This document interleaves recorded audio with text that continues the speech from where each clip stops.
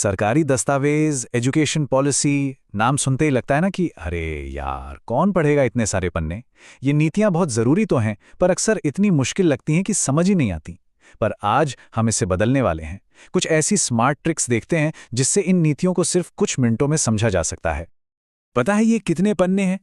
अगर हम एनसीएफ 2005 और एनईपी 2020 इन दो सबसे ज़रूरी दस्तावेज़ों को मिला दें तो ये हैं पूरे 240 पन्ने, वो भी भारी भरकम सरकारी भाषा वाले। अब ईमानदारी से बताइए, किसके पास है इतना टाइम? और सच कहूं तो इनकी भाषा देखकर ही थोड़ा डर सा लग जाता है। तो फिक्र मत कीजिए, आज हमारा मिशन यही है कि अगले कुछ मिनटों में इन नीतियों का जो सार है, जो मेन आइडिया है, वो निकाल लें। तैयार हैं? चलिए शुरू करते हैं। तो सबसे पहले बात करते हैं एनसीएफ 2005 की। और इसे समझने की सबसे स्मार्ट ट्रिक क्या है? इसे एक समझदार दादी माँ की तरह सोचिए, जो चाहती हैं कि पढ़ाई के पुराने घिसे पिटे तरीकों को अब बदला जाए। और इस दादी माँ की सबसे बड़ी सलाह क्या है? वो कह रही हैं, बेटा, असली ज्ञान सिर्फ किताबों में और क्लासरूम की चार दीवारों के अंदर नहीं मिलता, वो तो हमारे चारों तरफ की दुनिया में है। और यही एनसीएफ 2005 का मूल मंत्र था। तो इस दादी माँ ने कुछ बहुत ज़रूरी नियम बनाए। पहला, पढ़ाई को स्कूल के बाहर की असल जिंदगी से जोड़ो। मतलब फोटोसिंथेसिस क्लास में पढ़ाने के बजाय बच्चों को असली बगीचे में ले जाकर सिखाओ। दूसरा, रट्टा मारने वाली आदत को जड़ से खत्म करो। तीसरा, किताबें सिर्फ एक जरिया हैं, आखिरी मंजिल नहीं। चौथा, परीक्षाओं का डर कम करो, उन्हें थोड़ा फ्लेक्सिबल बनाओ। और सबसे जरूरी, क्लास में ऐसा माहौल हो जहां हर बच्चा बिना डरे सवाल पूछ सके। और इन सब बदलावों के साथ ना, टीचर का रोल भी पूरी तरह बदल गया। अब वो सिर्फ एक कमांडर नहीं है जो जानकारी देता है, नहीं, अब वो एक सुगम करता है। मतलब कोई ऐसा जिसका काम सीखने के सफर को आसान बनाना है।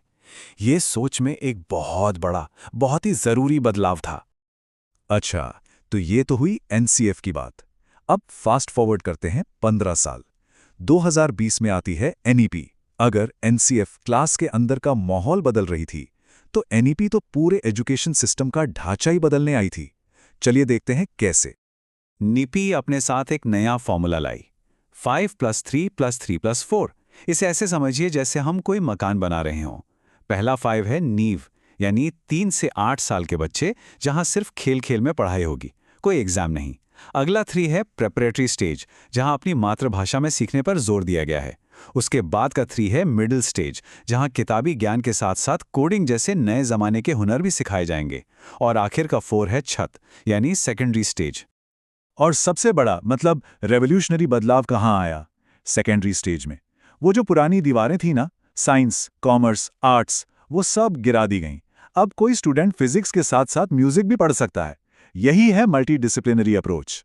सिर्फ पढ़ाने का तरीका ही नहीं, बच्चों को परखने का तरीका भी बदल गया।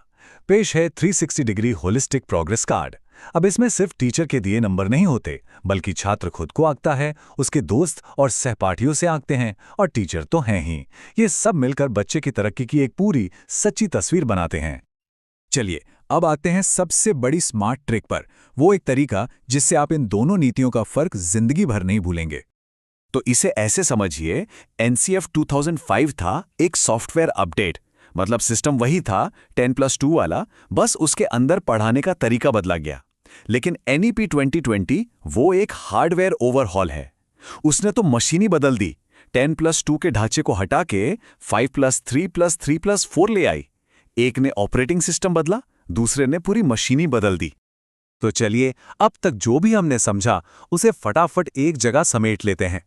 ये रही आपकी अल्टीमेट चीट शीट, ताकि ये सारी जरूरी बातें दिमाग में एकदम सेट हो जाएं।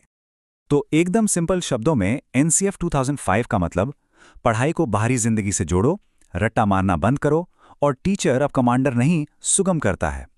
और एनईपी 2020 का मतलब, 5+3+3+4 का नया ढांचा, शुरू में मातृभाषा में पढ़ाई, और 360 डिग्री वाला रिपोर्ट कार्ड। बस ये 6 बातें याद रख लीजिए, काम हो गया।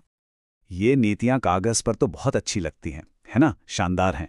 पर एक सवाल है जो मन में आता है, जब ये पॉलिसी एक असली क्लासरूम में पहुंचती है, जहां हर बच्चा अलग है, हर किसी की ज़रूरतें अलग हैं, तब ज़मीन पर क्या होता है?